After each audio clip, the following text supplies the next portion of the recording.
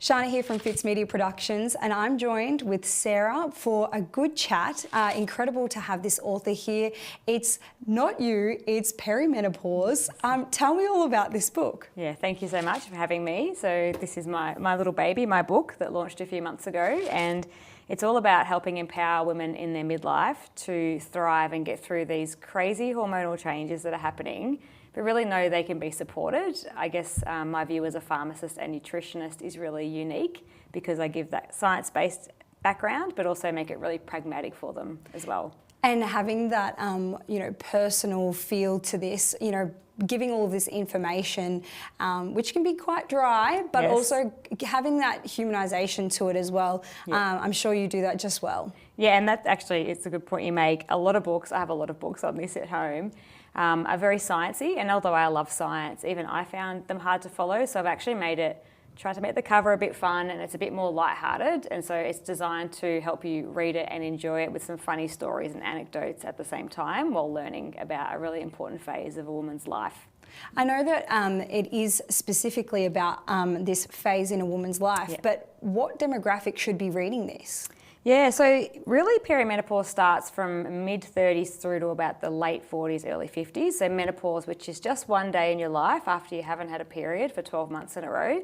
The lead up to that is peri. So around that age group, but actually really interesting, since the book's been launched, a huge population group are buying the book who are a lot younger, so maybe like yourselves, because at school we learn about puberty and sex ed, but we don't learn about this. We just know that our mums got really hot, sweaty and a bit cranky in their older life. So it's really great that you walk into that phase of life with knowledge and understanding. So even a younger cohort, and one of my favourites is for partners and support people, so you know what the loved one in your life is going through as well. And did you write it in that way that it wouldn't necessarily be the Bible for the person that's going through it, but more so a reference point for those around them as well? Yeah, it is. It's written to the woman, but it can be used as a reference point. And the good thing about it is there's lots of sections you can just sort of tab to. So if somebody's experiencing issues with sleep or stress, you could just go to that section. So my husband hasn't read the book yet, but I don't think men would read the book sort of front to back, but refer to the bits they need.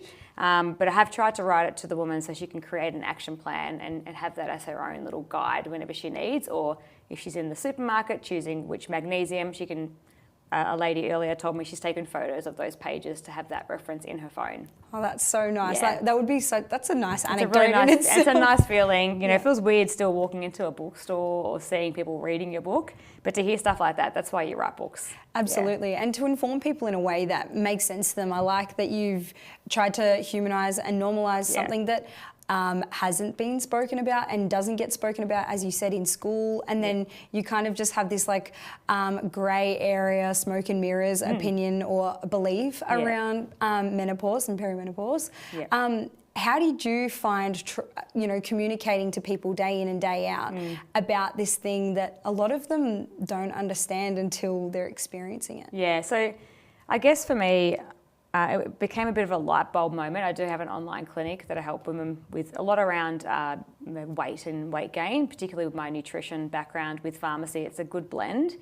And I found many of them were suffering from hormonal issues, which then motivated me to do more training, becoming a certified menopause practitioner.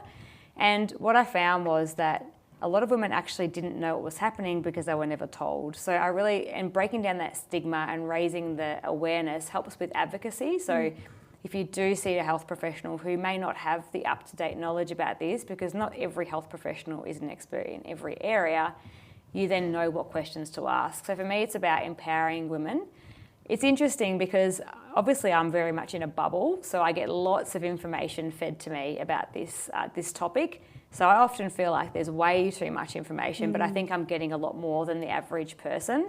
And what I would say is now we are tipping to a point where we're getting a little bit of information overload, especially for us and our algorithms in this phase of life. So what I've tried to do is also bust some myths throughout the book about what you should do, what you shouldn't do, and we could talk about it if we have time, but I've got a bit of a cake analogy that I use to help people understand how unique they are, and their approach needs to be really unique to how they get through this phase, which you can get through unscathed. It's just what you're doing to prepare yourself. Yeah, well, tell me about that. The cake, yeah.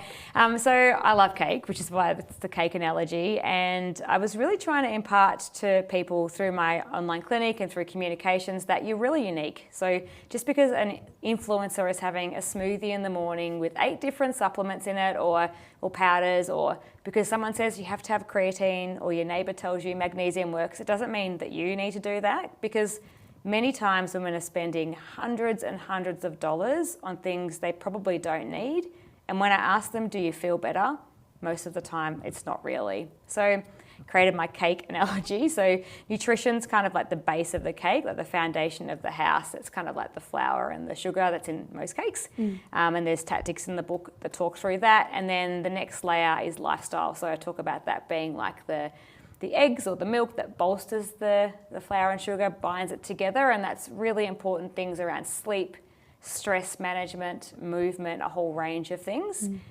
Then the next layer is supplements, which everyone jumps to first, but you need to fix those first 2 layers.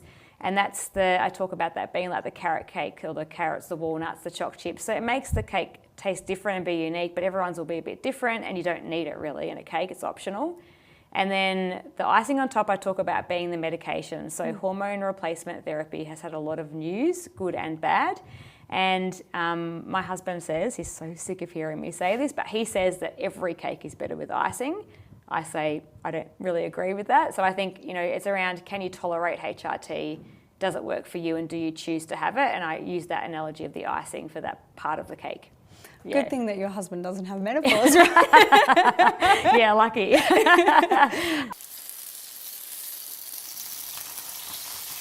Hungry? What about now? What about now? Kermonds Handburgers, fresh, mouth-watering food made before your eyes. It's not Warrnambool or Geelong without a Kermonds Hamburger, the place for taste since 1949. We'll use the Barrastock calf rearer pellets until they're weaned. They pick them up very fast and start eating them. Then we'll move on to the heifer developer. The transition between the two is quite seamless. We grow some really good heifers using that range. There's a fit for every phase of the animal, right through the life of the animal from birth to the milking herd. It's a high quality fit, and the Barrastock range, we're fully confident in using it at whatever moment that the animal needs it. At Powercor, we know your power is essential to you, but extreme weather can damage the network. Here are some tips to stay prepared. Know how to open garage doors and gates manually. Charge devices and have battery-powered torches and radios ready. Have a backup plan if you rely on life support. And rest assured, if the power goes out, we'll be working to get it back on safely and quickly. For more information, visit powercor.com.au. Powercor, essential as.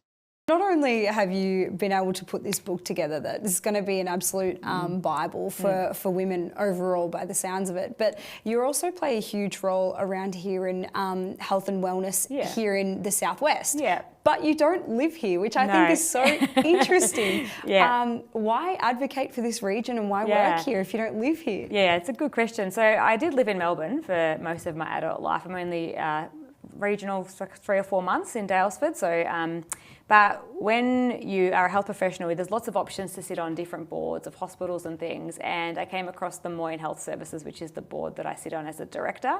And they needed the skill set that I've got. So when I met with them, and I had no sort of inkling or desire before that. I loved Port Fairy as a holiday location.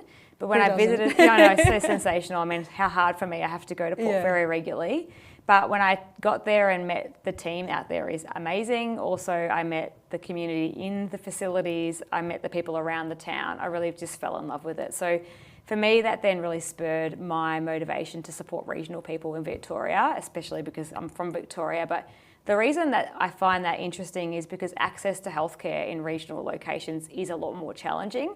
To be honest, I feel like it's a lot more comprehensive healthcare, especially in our area, because the care is just next level, I believe, compared to kind of metro health that I've experienced. But we know that women in regional areas wait at least 4 times longer than they would like to speak to a doctor, and then to find a doctor that's an expert in menopause or has a special interest in menopause because they can't be specialists in it, is actually even harder again. So I thought, well, what a good opportunity to use all those things together and support many regions across Victoria. And so how are you finding you being on that board, that information trickling through and supporting women essentially here in the Southwest? Yes, really good. So I've just sort of started that. The book really only just came out in October. I had to remember what month it was. So I think it's really good. I also spoke to a lot of women yesterday. I did a bit of an interest group kind of chat with some women locally and got a lot of knowledge around it.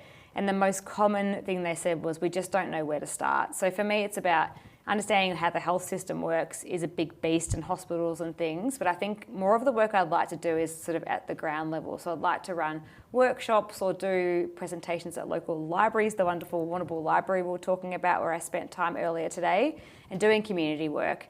Because when you have a group of women in a room with you, that's when you really make a difference, because you can have that interaction with them. And I'd love them to be free events for community, because we all pay for everything all the time now. So if I can do things through the local council or community in any region, that really, I think is quite rewarding, and it's quite meaningful work. It sounds like, considering, I mean, it's in proofs in the pudding, using your cake reference, but you travelling here and being able to advocate for all of these women that are really struggling and in the dark, not only in their own bodies, but also like in their region and navigating the health system. It's all really quite intimidating, and it sounds like you're doing some really great work. Do you enjoy it? I just love it, I think the biggest frustration for me is that I'm one person. And so what I tried to do, things like this or other online blogs or things to spread information that's evidence-based. Women can trust it, they don't need to pay for it, and if they think, where do I go next, they can just look something up and they can trust the information they find with no agenda. Like, this information in the book is really my heart and soul in the book and evidence, and I genuinely want people to feel better once they read it. So yeah, I really love it. It's kind of definitely my passion is to help people, and this is definitely the space that I'm going to be working in for a long time. You saying like, oh, mum's grumpy and she's got the hot sweats. You can almost like hear the eye roll really with that whole. How do you find, women are coming to you probably at the hardest points in their life, right? And women swallowing their pride and asking for help about themselves. That would be such a tricky spot to help people. It is, and if you think about it too, like that age range, we spoke about the demographic. Often women have small children or children requiring, school sports and other coordinations, aging parents, often the highest earning potential or part of your career as well. At the same time, then not really feeling yourself, feeling a little bit low in mood, having no energy, having poor cognition or brain fog, and then ladder that to the workplace. There's so much research that shows women drop out of the workplace early, don't go for promotions, self-report their work as being less effective or less efficient, which often is just their perception as well. So the impact in workplace as well is really big. So there's so many things playing. Usually the first 5 minutes of a consultation usually is tears. Yeah. Because they've often got to a point where they've gone to so many places for help, or they just don't know what to do, and they finally feel like, oh, actually somebody's going to listen. Because we all know how the doctors are under so much pressure. A doctor hasn't usually got an hour to sit with a woman to talk through that. So my appointments are an hour, but I only have so many. So what can I do to help people do it themselves? And this book kind of guides you through the process that I would take somebody through in that consultation. Wow, that's awesome. I'm so glad. This is really awesome. I mean, I'm 23 and you only hear about menopause or perimenopause as this thing that happens at some point, but don't worry about it until you cross that bridge. That's what I have a really an understanding. Do you think that is a narrative that is true to most young women? Yeah, definitely. But I think it'd be great to change that, and I'm hoping to have an influence with that, because if you know what's coming, you can actually, like the nutrition principles in the book obviously are targeted towards the hormonal changes and, reduction in muscle mass and changes to the way your body processes blood sugars, but there's things you can do in your earlier life to prepare yourself to already have that good nutrition foundation. So then when you get there and you recognise it, you can think, oh, that's something I can do about that. So the good thing is going in prepared means you don't have to do what our mothers probably did, which is suffer in silence, or just have people think, oh, that person's in menopause, and make a bit of a joke about it. And although I'm not the fun police, I like the joke side of it. It's also quite tumultuous when you're experiencing the symptoms. Like, I am in early perimenopause, and to forget words mid-sentence, I haven't done so yet today, or to just wake up in the middle of the night, or to, in a moment, be so hot you can't cool yourself down. All these things happening at once can be really stressful. Yeah, absolutely. What else do I want to ask you?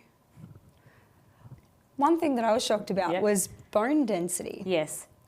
What? Yeah. What? Yeah. How do I not know about that? Yeah. I was doing some research about perimenopause for this chat. Yep. And I'm reading through facts with my jaw on the floor. Yeah. How do I not know this?